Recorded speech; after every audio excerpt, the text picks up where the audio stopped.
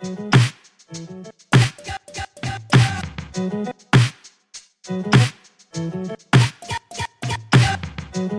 everyone to Dolls of Our Lives, the podcast. This is the show where we're reliving the American Girl series book by book, except here on Patreon, where we're basically doing whatever you tell us or we decide is in the world of the show. I'm Mary. I'm Allison. And here we gather to talk about truly one of the greats, Judy Blume, and Are You There, God? It's Me, Margaret. I am shocked it's taken us 3 years to get to Judy Blume. I'm kind of upset with us on that front, to be honest with you, but it's like, I'm going to be kind to myself and just say, like, what a gift it is to get here. And we can kind of talk, like, soup to nuts Judy Blume, because we also read In the Unlikely Event a few years ago. So that's, like, I believe her last book. She has said she's done writing. So, you know, truly a real journey, but I don't even know how to get into this. Like, we're kind of living through a Judy Blume renaissance right now. Like, there's Judy Blume Forever, a documentary about her. It's coming out at the end of this month, and also an adaptation of this book, which I'm really excited to see as well. But, you know, like, where do you drop down with Judy Blume? How did she come into your life? How do you feel? My sister read pretty much, everything Judy Blume that was out. And I picked up a lot of her old books. And earlier this year, our book club on Discord decided to read Wifey, which we'll have to talk about in detail later. But that is one of the adult contemporary books written by Judy Blume. And I went back and I looked at a list of all her publications, and I've read pretty much almost everything she's come out with, which I didn't realize until I actually drilled down and started to think about it. And how do you feel about it? I would say In the Unlikely Event is one of my least favorite of her books, and a lesser favorite novel. Are You There, God? It's Me, Margaret holds up for me. Absolutely. I have always loved Judy Blume. I read so many of her books. Wifey, again, is interesting, a separate category. This book held up, thankfully, because I think I would have had to quit this Discord and Patreon if it didn't hold up. I love Judy Blume. Me too. Yeah, I think Judy Blume is one of those authors that if you meet someone and you say, how do you feel about Judy? And they come at you with, she's really not for me. It's we have an issue. Already my flares are up. I'm like, what's up? Why? Judy has not been without her critics, and we'll get into that, the attempts to censor her books, from literally day one. But for me, she was a really important author because, and I think this is one of her superpowers as a writer, the way that she chooses first person and can write so convincingly in the voice of an adolescent, mostly girl, but sometimes boys, was really important to me. And I felt like she really spoke to me.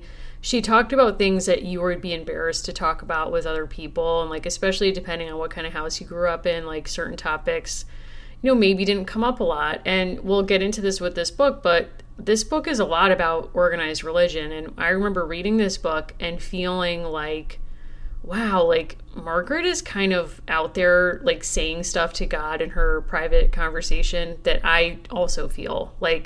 I feel like I should be in this place and feel something, and I don't, and what do I do with that? And she could talk about that with her parents. I couldn't.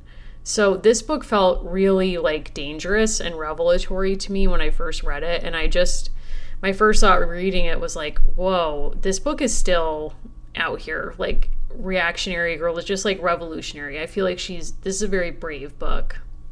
There are two central crises in this book, one of which is existential and the other which is physical.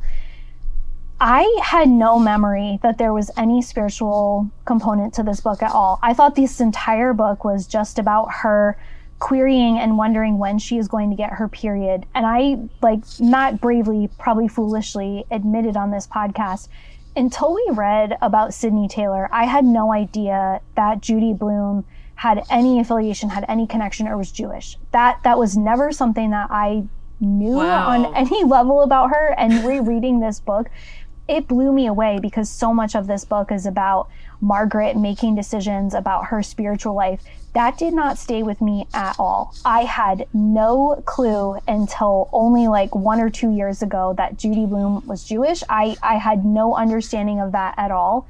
And now I go back and I reread her content, and that amazes me. I did not remember that this was That's about... amazing. I thought the Are You There God was like a cheeky device. I did not remember anything about spirituality in this book whatsoever. Wow. That's amazing to me, because to me, like I said, this was so huge to me that you could... I remember, like, we have very close family friends who are Jewish, and we would go to, like, you know, Jewish holidays with them, or, you know, at their house or whatever. And I remember talking to a girl in the family who's around my age, preparing for her bat mitzvah, and just sort of saying, like, I'm in class preparing for my confirmation. It kind of feels, like, very heavy. And also, like, you don't get the party that's, you know, kind of themed for something you enjoy, and it's really a moment for you to shine. It's very, like, low-key, but also stressful. And you have to jump through all these hoops and go to confession and all this stuff. And she was like, yeah, I was like, how, and I don't even know if I believe in this. And I felt very brave to admit this privately to her. And her response was like, yeah, I don't think anyone believes, you know, no one really is asking me, do I genuinely believe in Judaism? And I don't know what form she was practicing, but it seemed very comfortable for her to be, like, culturally Jewish, which is, I guess, how Judy Blume identified growing up. So that was a real, like, opening for me to be like, oh, I guess there's, like, many ways to feel about your religious life or spiritual life, never mind, or, like, relationship to an organized religion, never mind, you know, many different organized religions.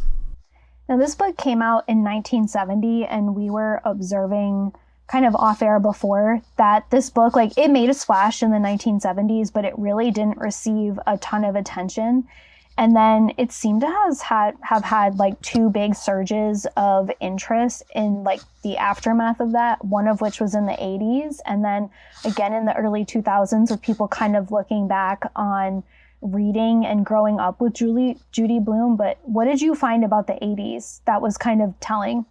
Yeah, so I went on a deep dive because I really wanted to understand kind of the backlash against Judy Blume, which I think is as famous as her books in some ways. Like, if you see her written about, you see that a lot of the books have been censored. And what's interesting is this book comes out in, I think, 1970, correct me if I'm wrong. And there's some chatter about, you know, some parental concern about the topics covered in this book. And some of her other books, like Dearest, which talks about teens navigating having sex for the first time. She has other books that talk about masturbation without judgment. And, you know, it's not until 1980 and 82 that I started to see a lot of uptick in articles about reactions negatively against her book and calling for books to be censored or banned outright from schools. And really this conversation about, like, parents should get to decide what books their children have access to. And beyond that, conservatives saying, and actually these books should be banned so that all kids don't have access to this. And what's, you know, there's a real correlation between what was called the moral majority calling for this in the 80s and, like, the rise of Reagan and, like, a turn to conservatism nationally that seems to have, like, really created this upsurge in calls to ban her books outright. This book surprised me in some ways because the protagonist was younger than I remember. In my mind, she was like 14 or 15 years old. Right. And her books really are written for a preteen audience. I found an article from 1978, and it starts with kind of like a riff on a then famous ad campaign about, like, it's 10 o'clock, do you know where your children are? Which is in the wake of a series of kidnappings in Atlanta. But this article starts, it's 10 o'clock, do you know what your children are reading? To be more specific, do you know what your pre-teenage girl is reading? Chances are it may be an exchange like the following, which takes place between two sixth graders putting on bathing suits. And it launches into one of the early scenes from Are You There, God? It's Me, Margaret. And the photograph in the article shows three young girls kind of just, like, loving Iggy's House, which was a book that I adored as a young person. But the article kind of gets at, like, young women are learning about sexuality, not just with moral hygiene or mental hygiene films, not just from parents or close family members, but, like, Judy Blume was part of, like, this zeitgeist of, like, I'm going to speak to preteen and teen girls in a language they understand and use about sexuality. And this article was like, well, it's up for you to decide, like, if you think it's okay. Right. And I think something that's interesting is, like, when you read about the calls to censor her, it's a lot about, like, who should have the right to determine what preteen girls are reading. Yeah. Is it their parents? Is it, like, a teacher? Is it the preteen girl herself who should decide? And Judy, like, and I gotta stand her for this. In the 80s, Judy, like, there was no time when Judy was light on censorship. She came out hard against censorship, left, right, and center her entire career. And in the 80s, when you're reading these things in, like, the Christian Science Monitor and all these papers, she basically says, like, look, the more you censor something, the more kids will want to know about it. You are making it more attractive to kids if you censor it. I totally respect the right of parents to censor a book or to decide what their child should read or not read. You don't get to decide for all children, though. Like, that is her stand universally throughout her career. And I think that, you know, time is on her side on that one. It seems like a method that, or a thought process that makes sense. And like, how do you decide? Obviously, I'm interested in, like, how we determine what things are therapeutic or beneficial or not. But, you know, how do you make that determination if you're a parent?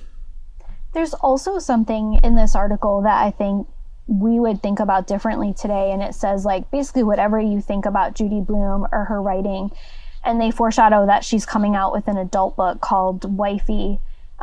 There's a comment, many elementary and middle school teachers are reluctant to make Blume books available or accept them for book reports. The disclaimer is usually that they are not, quote, good literature.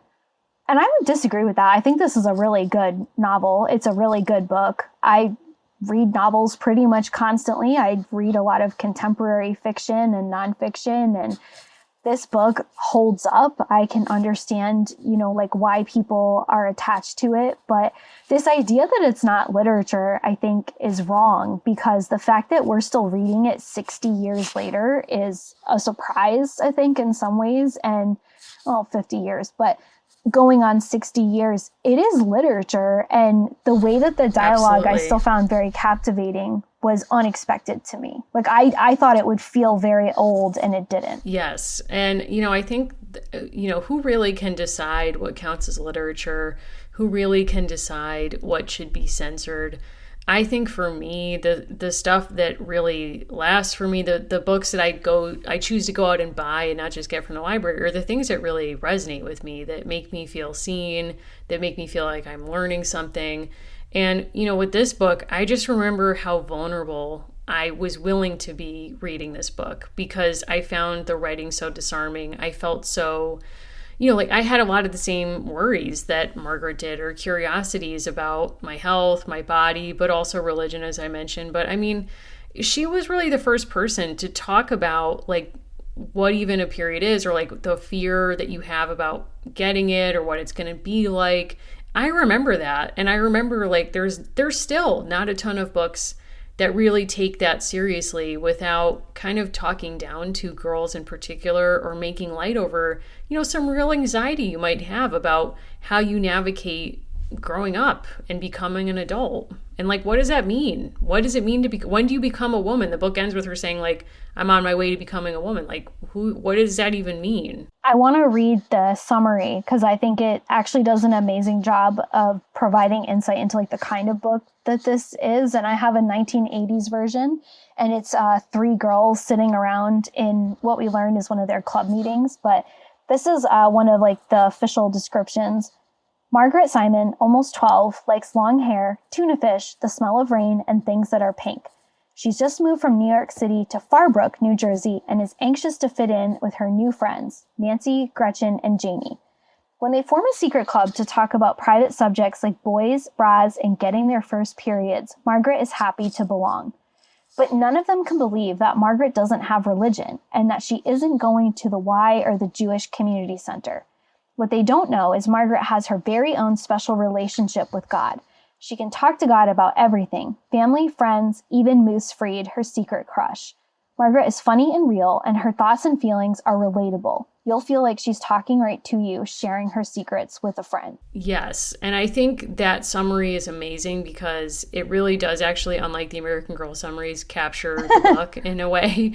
But I like the end of it, which is hints at, I think, what's successful about the book, which is it makes the reader feel like you're on the inside with Margaret, that you are a friend of hers, and that she's talking to you, not in the way that she's talking to God throughout. We should know each chapter pretty much ends with her speaking directly to God privately, because she has a fraught home life in terms of, like, religious history, so she doesn't want to be seen publicly praying. But, you know, she kind of confides in this person she imagines is God. But she's also confiding in us, and I think that's such catnip, particularly when you're an adolescent girl and like you want friends, you want to feel like you have that intimacy with people, and I think that's something that's really beautiful about this book. The picture that's portrayed in that summary could evoke kind of like a Mean Girls thing. Like they have a club where they talk after school and they are sort of exclusive, but the girls are generally very supportive of each other, except for Nancy. We will come back to Nancy Wheeler at the end of this. But for the most part, we find out that Margaret has moved from New York City, which she loves, and her grandmother is there. She adores her grandmother. And she's going to a suburb. And a lot of Judy Blume books are set in like the same few suburbs or like around the same kind of themes. And pretty much immediately, Nancy rolls up and says, like, you're my friend now, and we're going through the sprinkler. And like, we're going to be like tight. We're going to be together. And I'm going to like guide you into school and like tell you when to wear socks and where not to wear socks. What I like about this book, very controversial. You had to wear socks at my school, but Margaret has these problems, which are like, she's wondering about whether she needs a bra, about her period. And then she's like wondering if she believes in God, but how she should commune with God. And I love that this book doesn't just peg parents as these like hapless, like useless creatures, but it does expose areas where they could do better with Margaret, like their handling of certain things. I liked that everyone was a full character. There wasn't just like goofy side characters. Like everyone felt very real to me. Everyone felt very real to me too. I think in part because nobody felt perfect. And the book is not interested in presenting an idyllic character in any way. Like Grandma, you meet Grandma very early, and it's like Grandma is kind of like viewing her own granddaughter as a co-conspirator and is willing to sort of say things about Margaret's mother that are critical to Margaret, which is sort of inappropriate.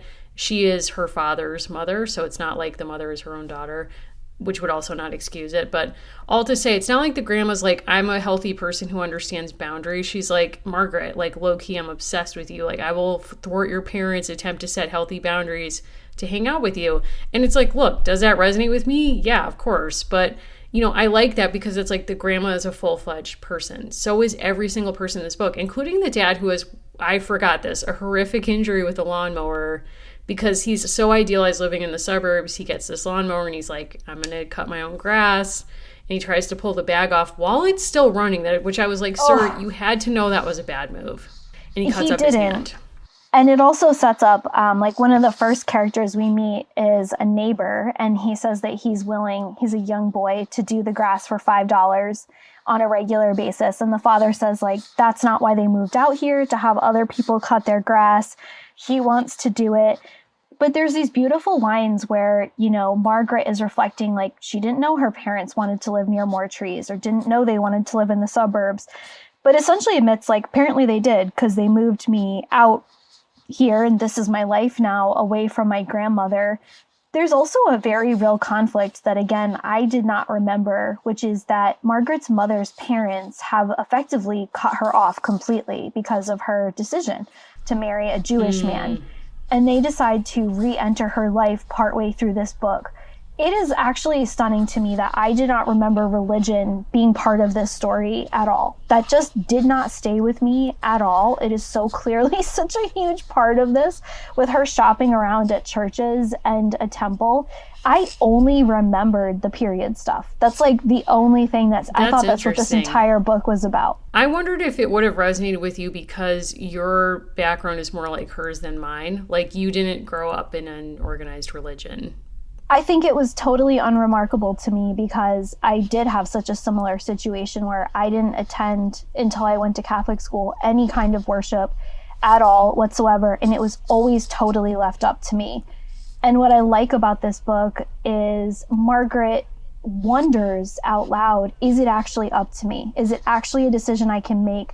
Because when push comes to shove, everyone has their own idea of what she should be doing, but they're pretending as if she has full autonomy over the decision. Yeah, and I think they're also doing this thing of like pretending like there are certain moments where they do let her be in the driver's seat, but actually they have made choices that foreclose her options. Like Well, we can go through it, but there's a lot of moments where it's like the move itself. Like we open on her having moved to New Jersey, a decision she does not agree with. And, she's pretty upset about it, but there's not much she can do. And she's like really kind of freaked out about all of these things. And she reports back the rationale her parents gave her for why Farbrook, New Jersey. And what I love about that is they say at one point, Connecticut is too inconvenient. And as a person who's a lifelong Connecticut resident, it's like I've heard that song before, or that like we're just a drive-through state, which it's like we're not, but that's fine. But it's like there's a part of her that's like mourning like why New Jersey, and I think New Jersey also has taken a lot of hits, so it's like interesting that it opens with that. I also find it interesting that Nancy Wheeler comes into her/our lives through her realtor, that the realtor like handed out some kind of sheet that gave information on the family to the neighborhood, which I'm like, wow, this is fascinating. So that Nancy knows to come right over and say like, hi, I'm basically your new best friend and we're going to go run around my sprinkler. So I think that Judy Blume is actually obsessed with real estate because, again, I keep referencing Wifey, but this was like very striking to me.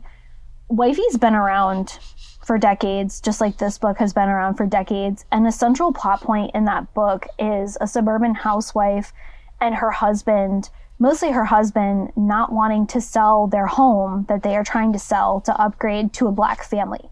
That is totally presented like without like critique or comment.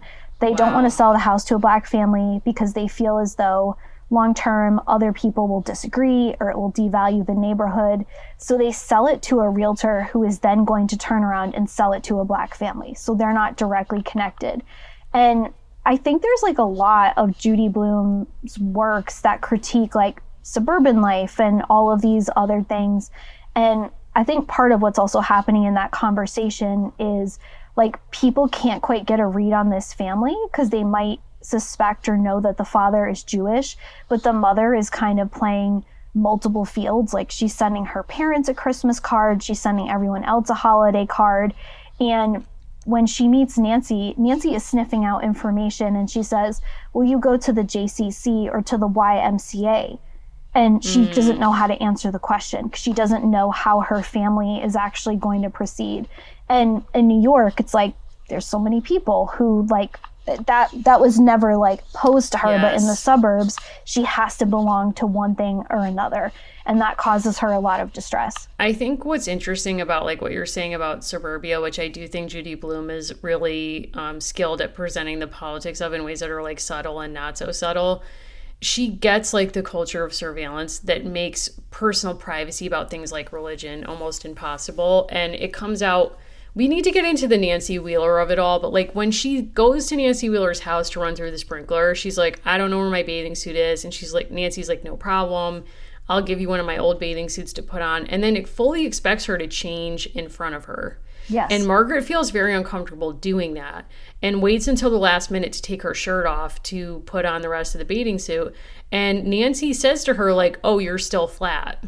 Like a very like abrupt evaluation of like, yes, I was looking at your body and like evaluating how, much you've developed compared to me. And she's like really embarrassed by that. And then later says, Nancy says, do you always wear your hair like that?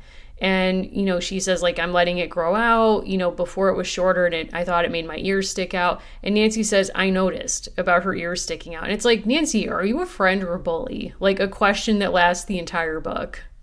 And we learn towards the end that Nancy has been complicit in spreading a rumor about a girl who has developed earlier than some other people in the school.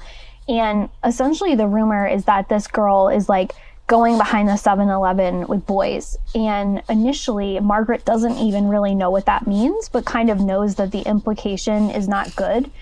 And then when she has the chance to interrogate that further, she learns that that's not true and that they've all been mean to this young girl, really for no reason other than she got her period sooner and she had more visible, like, certain signs of puberty than other people. I think part of why this book, like, really, like, stayed with me or particular aspects is when I first learned about periods, I was like, I'm not participating in that. Like, I don't want that. I don't want to do that. And then, like, I didn't because I have PCOS. And so I didn't ever get my period naturally. And so it became this kind of, like, weird thing where I sort of, like, put out into the universe, like, I just don't want that to happen to me. And then it didn't. And then it was like, well, that's a medical problem. So that was kind of like, I think why that aspect of this really stuck to me is you feel sort of that power when you're a preteen or teenage person to be like, can I actually change this about myself? And then it felt for a little while like I did, unfortunately.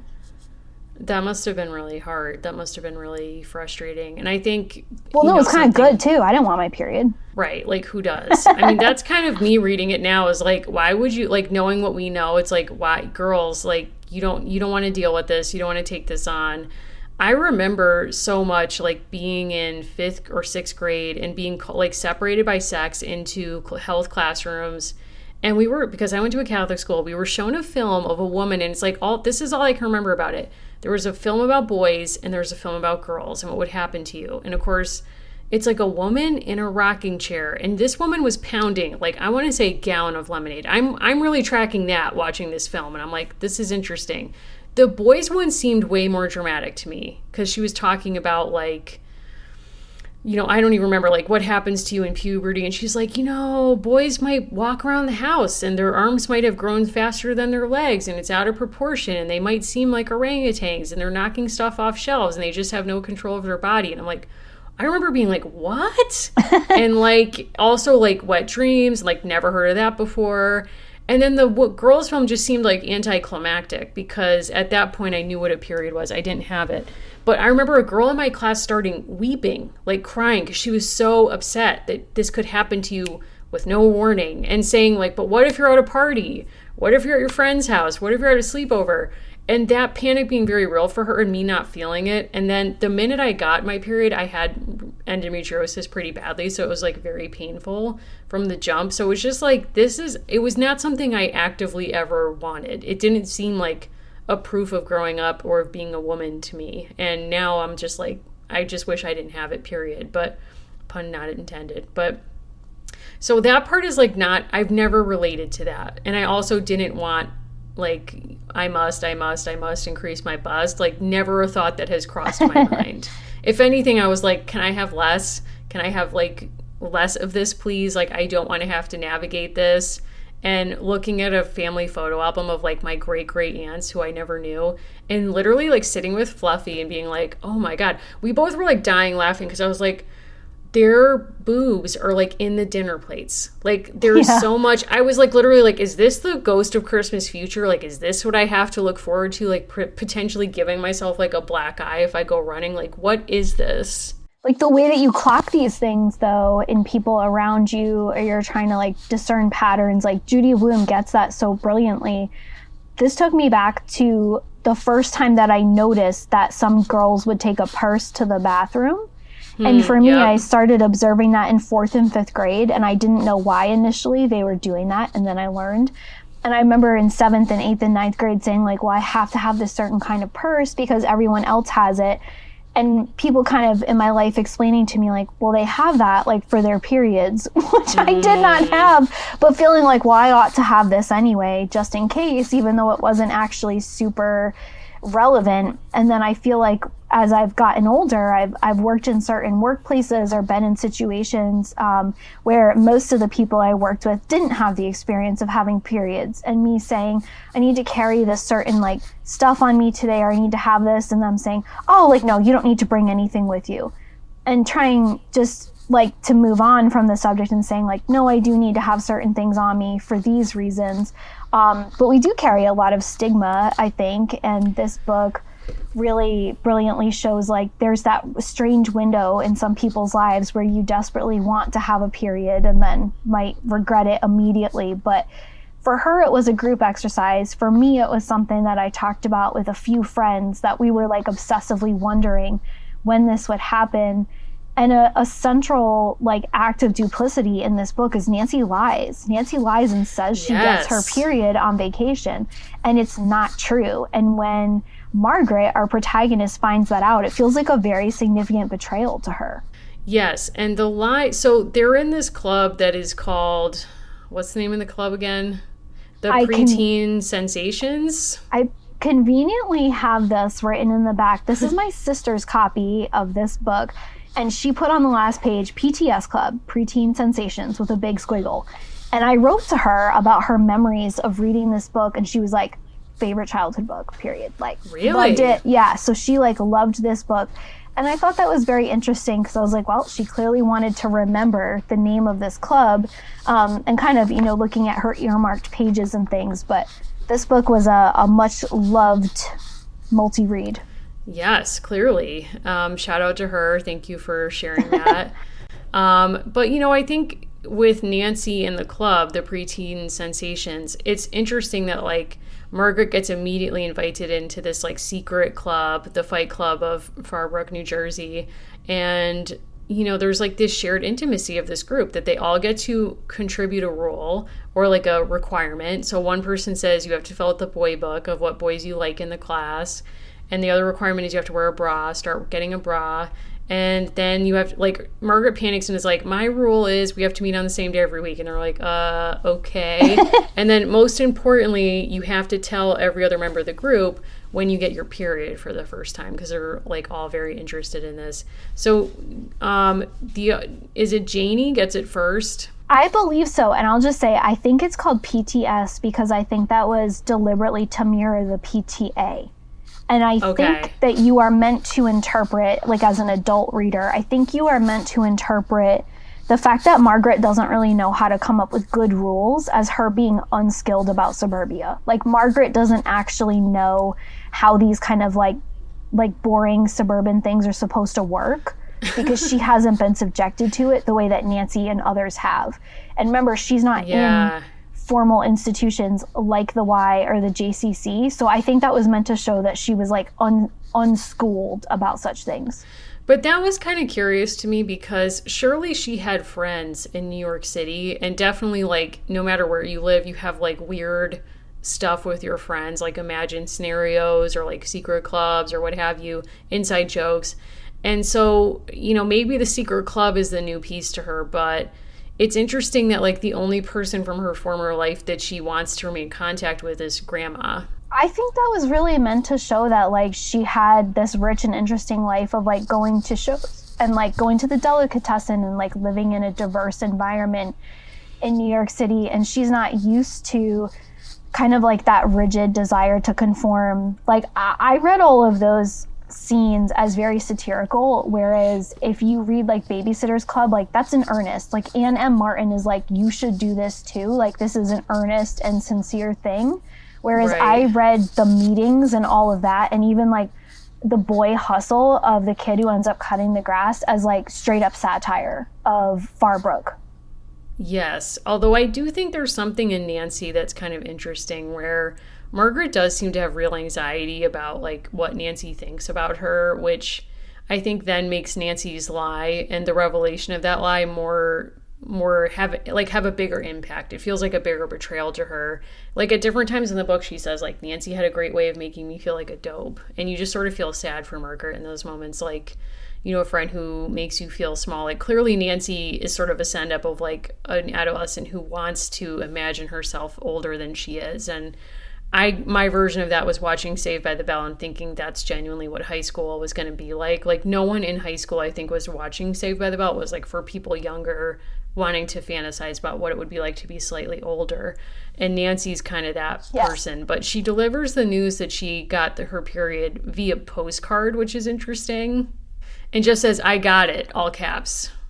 And it does kind of, like, set up a thing where I think for some people getting a period felt like an accomplishment. Yeah. And for me, it was a strange experience because I wasn't having that, like, air quotes accomplishment, but I also wasn't having any of the difficulties that other people were. So it was kind of a strange moment.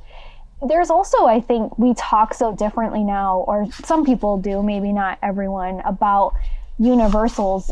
There's all of these things about how, like, you might start to smell. I wore deodorant in second grade. So I think now, like, people have such different experiences with how they enter different phases of their biology and their life. But I'm not surprised that this book has come under attack because it's very frank about the fact that they're coming into desire and their bodies are changing, and they want their bodies to look a certain way to get a certain kind of attention. Like Margaret is taking her father's Playboy and then they're comparing their bodies against those. Right. And I thought that was interesting that that's just sort of presented frankly. Like they're just really curious about bodies and how they change and what they can expect. And like one of them pulls out their dad's anatomy textbook and Margaret brings out her dad's Playboy. And it's like no one is judged for this. It's like they're genuinely curious. And I think that that's sort of to Judy Blume's credit of presenting it that way. And you're right that there's also, we haven't gotten into the supper party and all of the games that go on there of like 2 minutes in the closet or whatever those games are of like, you have to kiss someone for however many minutes and all of that kind of stuff. There's a birthday party and it's like everyone is invited to Norman's house. Nobody really wants to go. Like Judy has history with someone named Norman. Wow. I'm just going to leave it there if you've read Wifey. Like, there's, like, something complex happening there.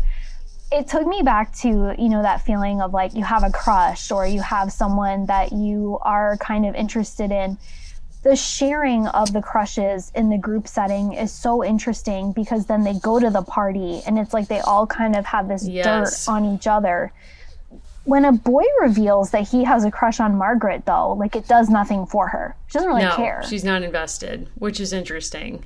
And it's almost like she's doing a science experiment. Like when she is kissed by Philip Leroy during the game, she's like kind of like, this is what it is to be kissed. Interesting. Like, like you're just...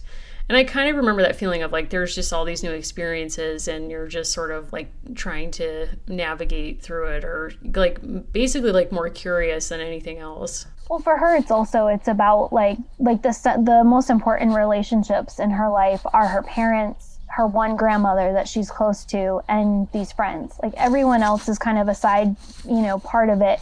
I did love that she had a male teacher because that was a brilliant way to heighten the anxiety of what if I get my period and I have to tell, like in her mind, this is a crisis, a male teacher. Right. Like she is not thrilled about that prospect And it's at interesting all. Too, because it's like she's navigating something new and so is he. Like he's a first year teacher and her mom is like, oh my God, a first year teacher, like that's never going to be good. And, you know, I think he seems like he's doing a good job. And he comes up with this idea that they're all going to have an individual project ungraded over the whole year, and it's like to explore something meaningful to them.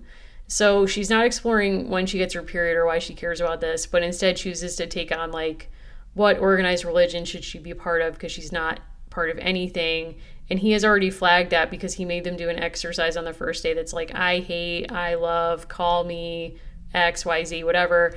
And in that she iconically wrote, and this is one of my favorite quotes from the book, she wrote, I hate pimples, baked potatoes, when my mother's mad, and religious holidays. He says, I'd like to discuss your getting to know you paper. For instance, why do you hate religious holidays? And this is where Judy Blume is just a great writer. Was I sorry I wrote that? How stupid of me. If it was true that he was trying to find out if we were normal, I guess he thought I wasn't. I half laughed. Oh, I just wrote that. I really don't hate them at all. And he doesn't let it go, which I kind of loved. This is Mr. Benedict. And he kind of gets her to talk about her parents. And then he says, okay, Margaret, you can go now. With that feeling of having like a 1-paragraph conversation with your teacher and it being so mortifying. Right. I love that in this book. And like, I think every student is like trying to read their teacher's mind in that moment. Like, why are you talking to me? Like, I just want to blend in kind of, and you know, that kind of thing. And that was really well done. What did you make of their chanting and their like ritual, like with the increasing the bus? Like, what did you make of that as like their choice as a communal exercise? Again, versus like, to me, all it evokes is like the Babysitter's Club. Yes. But like, instead of having a hustle to earn money through like child rearing on a part-time basis, they're like, we just want bigger boobs. That was a little bit cringe for me then as now. I mean, I have never engaged in that myself. I think it's like a very, like you can read it as satire, but I think for them, like when they're doing it, it's very sincere, very deeply felt. I've never wanted, I guess it kind of makes me think now as an adult about like my own relationship to like being a woman, air quotes. And it's like, I've just never invested in the signs of womanhood in that way that I so dearly wanted, like to have bigger boobs or like to have them early or to have my period. Like it just it didn't track for me then as now. What about you? I mean, I remember people saying that. Like, I remember hearing that as a younger... Yeah, like, I mean, God. I think it must have spilled out over from the book. I believe we're going to do... This will probably come out after that, but the watch-along for Now and Then. There are characters in that film that are, on the one hand, obsessed with, like, amplifying what they have, and there's a character who basically binds for the entire film, right? So there's, like, people who have different reactions to it, but what this book gets at is this feeling of being out of control with certain things, with your body or with your circumstance. Yes. And Margaret is so desperately looking for a place where she can connect. She kind of panics when she goes to confession and she feels like this is not where I'm going to develop a relationship with a higher power. It's really, affecting to me to read it now as an adult. She only feels positive about this inner dialogue that she has with God, like this own kind of very personal sort of prayer. And I think that sticks with me now. I think that is very well done. And I like that even the grandmother, who's very important to her, when she feels like the grandmother is being kind of manipulative and just assumes that she will practice faith as she does with a rabbi in a temple and that she will identify as Jewish, that really sets Margaret back because she feels in some ways like, well, how is that different from everyone else who's just telling me I have to be a certain way? Yeah. And, again, like that just so resonated with me that she takes herself, because it's this project she's doing, to like some of her friends, like Methodist church and another church, goes to confession, goes to grandma's temple. And I think like if you're someone who wants to feel that connection and you just don't, you keep putting yourself into these different scenarios where you think, well, maybe this is the missing piece of the equation. And when I show up in this place, I'll really feel it.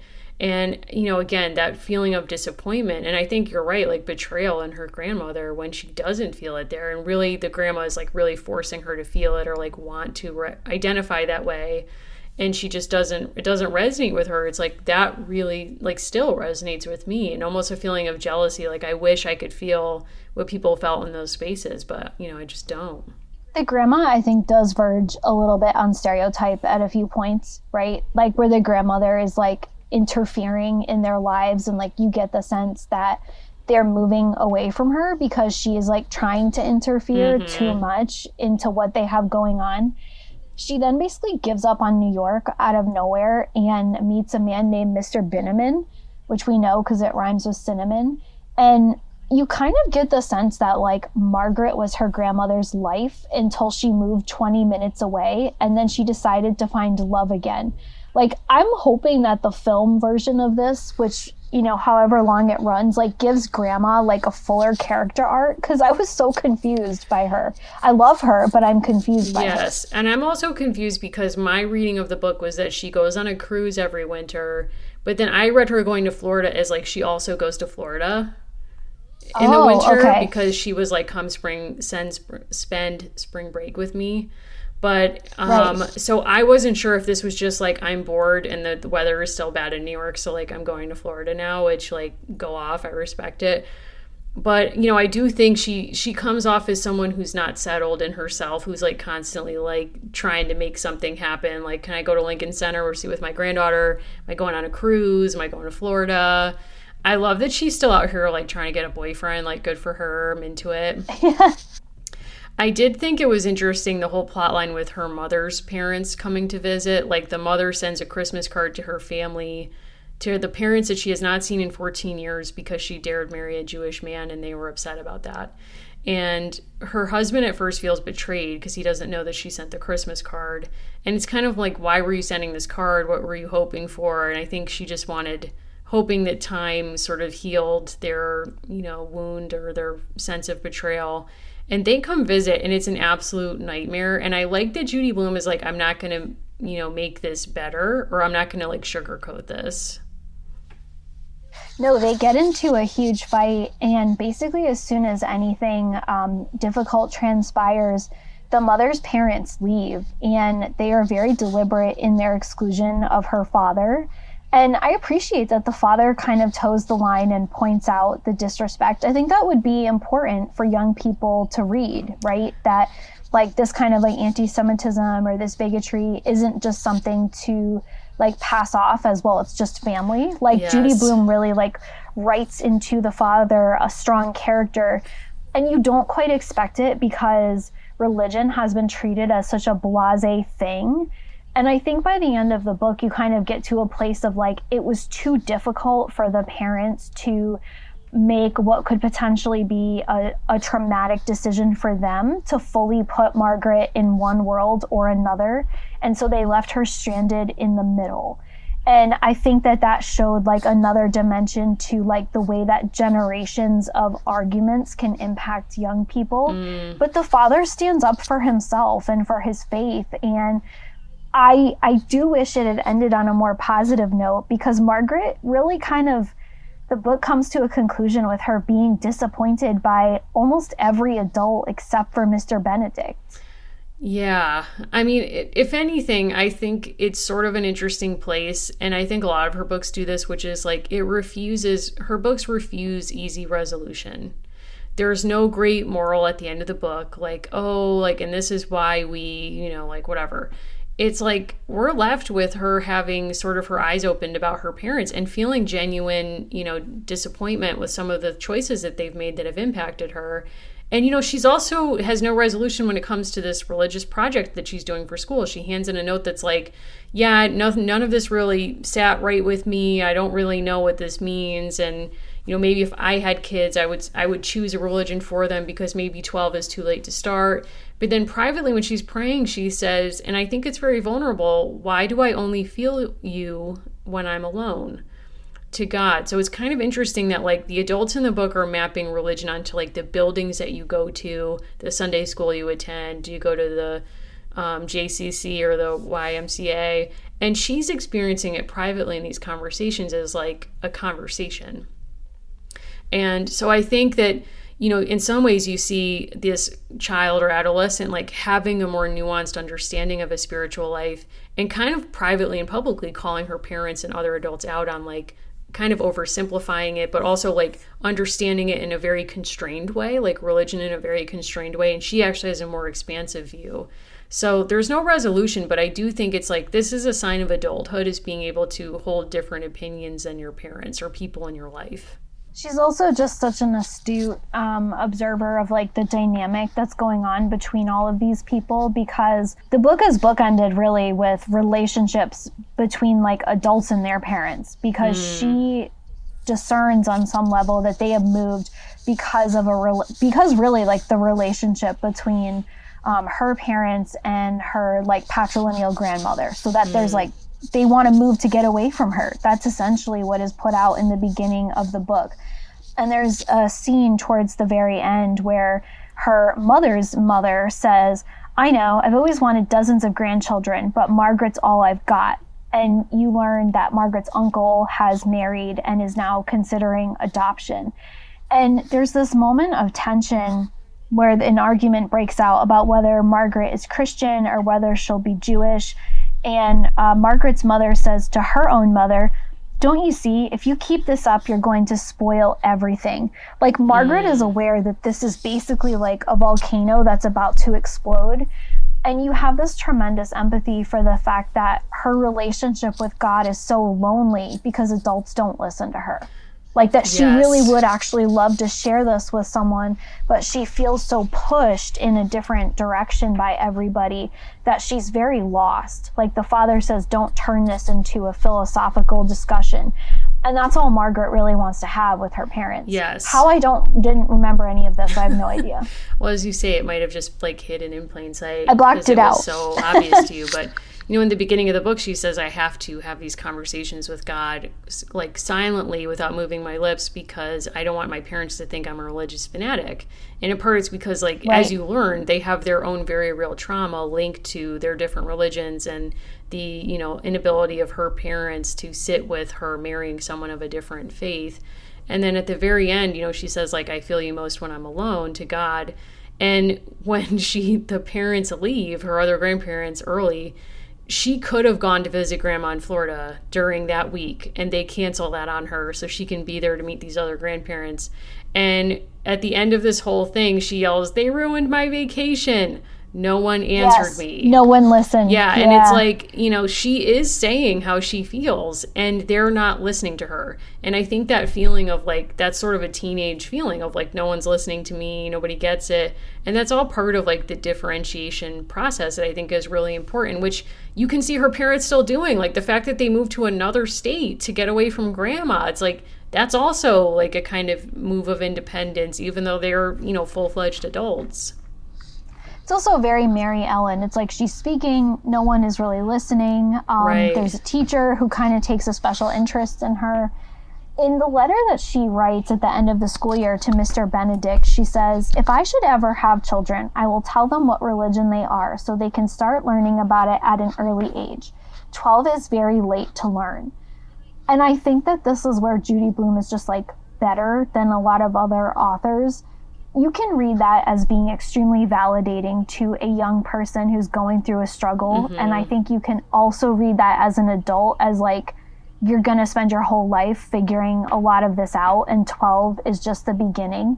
But she doesn't condescend to young people, which is why I think I enjoyed reading this as an adult, because I still felt very much like, yes, when you're growing up, like, you are mirrors of your parents, and they're going to do certain things with that, and other people in their life are going to have investments in that, and you have to navigate this for yourself. She says, "I have not really enjoyed my religious experiments, and I don't think I'll make up my mind for a long time." And you love that because it shows that, like, she's not done growing, but some of the adults in her life think they are. Yes, and I think so much of, being an adult is sitting with uncertainty or even sometimes discomfort and being okay with that. And I think Margaret is kind of landing in a place of, like, yeah, I probably won't have this figured out for a long time, and, like, basically I'm okay with that. And I think Judy Blume allowing kids to have that space of, like, you do not have to have it all figured out is really empowering and is kind of what kids need to hear. The book ends with Margaret finding out that she has snuck, like, a certain kind of pad into the house that she wants called Teenage Softies. And she learns that her mother has actually prepared for this moment. And it's kind of beautiful because she didn't think her mother had. She didn't think she was really paying attention to her. And she's wondering, like, is everyone going to know suddenly that she has her period, which is, like, I still have that thought. And she ends by saying, "Are you still there, God? It's me, Margaret. I know you're there. I know you wouldn't have missed this for anything. Thank you, God. Thanks an awful lot," which is, like, somehow very funny. Yes. It's like, it is funny. It's just sort of like going on this journey with her. You're like, you're happy for her. I'm happy she's happy. I'm happy that, like, the mom may not have been able to meet her where she's at with religion or wanting to talk about it, but the mom has prepared for her to get her period and, like, wants to support her. And throughout the whole book, like, when she announces that she wants to buy a bra or start wearing deodorant, the mom is there the whole time, very supportive, as is the dad. And I think that's also really nice too, like, without, like, making light of the change in her life or, like, trying to embarrass her or, like, treat her like she's precocious. Just being, like, a strong support. And I like that. What other Judy Blume books are, like, top tier for you? Like, if you had to say. Oh, man. I don't know. It's really hard to choose. I liked all of them. I mean, the one about sex, I remember reading, like, really secretly because I wanted to figure it out. I wanted, like, more information, basically. Like, I'm just here doing research. And, like, it felt really salacious to me because I knew what sex was, so that wasn't new. But the fact that she insisted on them, like, the couple made this decision together, they used birth control, and it wasn't a disaster. Like, the only time I ever heard about sex in school or anywhere was, like, you have sex and then you die. Like, if you're not married, like, It's not going to go well. And she didn't do that. I remember reading that book secretly in my public library behind another book. And I think it's maybe not my favorite book, but it's my favorite reading experience looking back because that was so what I was like at that time. Like, I was like, oh God, this is dangerous. I'm going to get in trouble. I think that's Dearest. And I don't know if it's my favorite book, but I just remember that so clearly. Like, I knew where I was sitting in the library and just wanting no one to find out. What about you? I do remember, so I had all my sister's Judy Blume books, and then I got a few more myself. And I remember I'd read, like, Super Fudge, and that is, like, really skewed a little bit younger. Here's to You, Rachel Robinson is my absolute favorite Judy Blume book. I do remember reading those books and being like, I am surprised I'm being told to read this or I'm being allowed to read this. And I never got Care and Keeping of You or those kinds of books. So I think this kind of stood in like for me for that. She has written like a pretty astonishing amount of books. There is a most recent version, not the movie cover version of Are You There, God? And it shows up as like a text exchange, which I think is so corny, to be honest with you. But there are many books. The cover of Here's to You, Rachel Robinson was one of my favorites. I loved Iggy's House, Tiger Eyes, Deanie. Yep.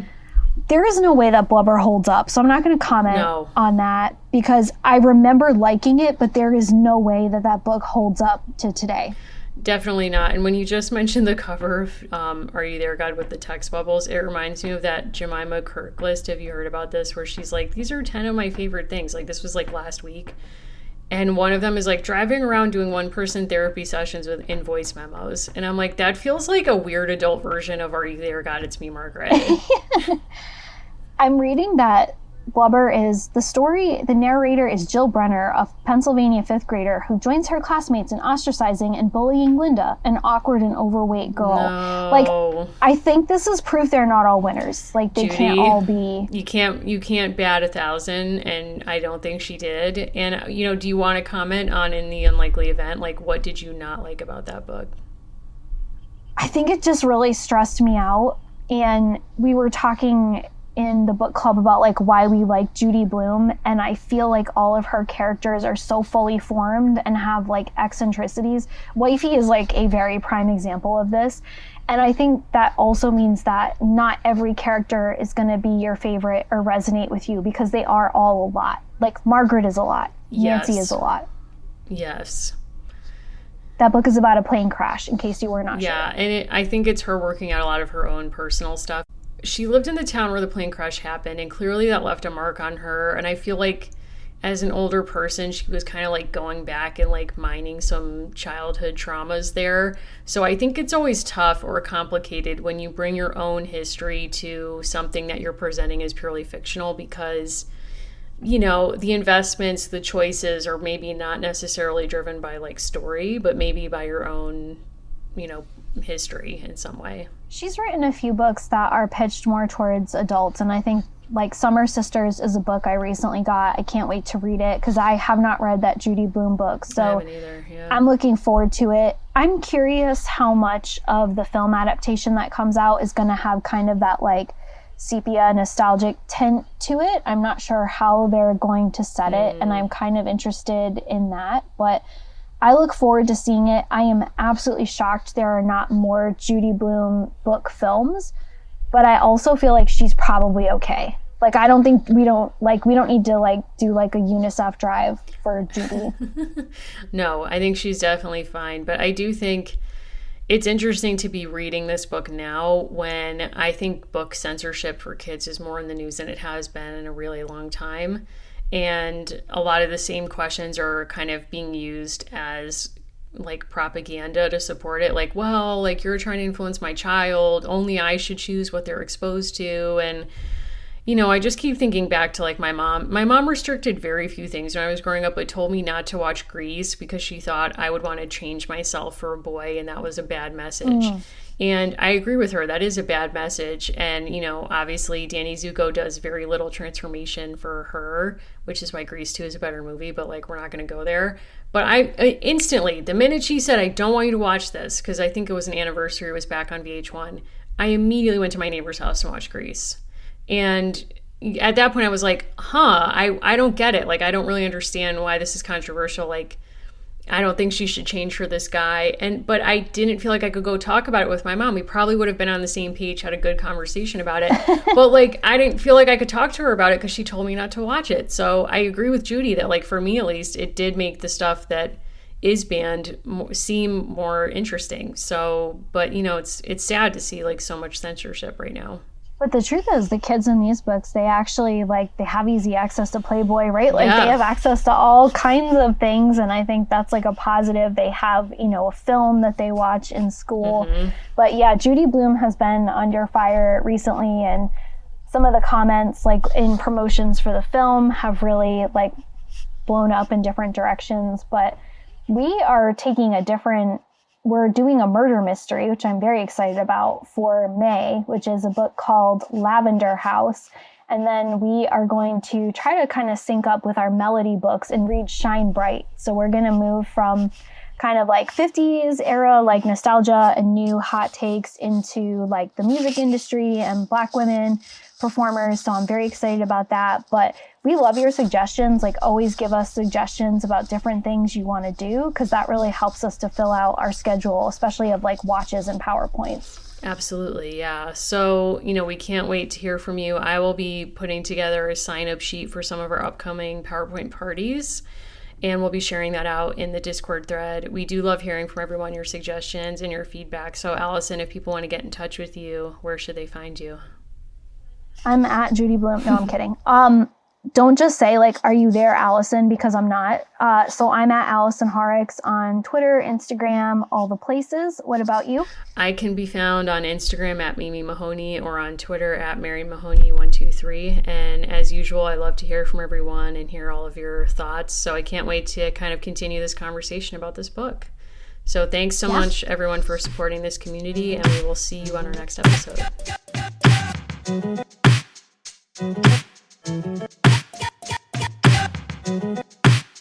Thank you.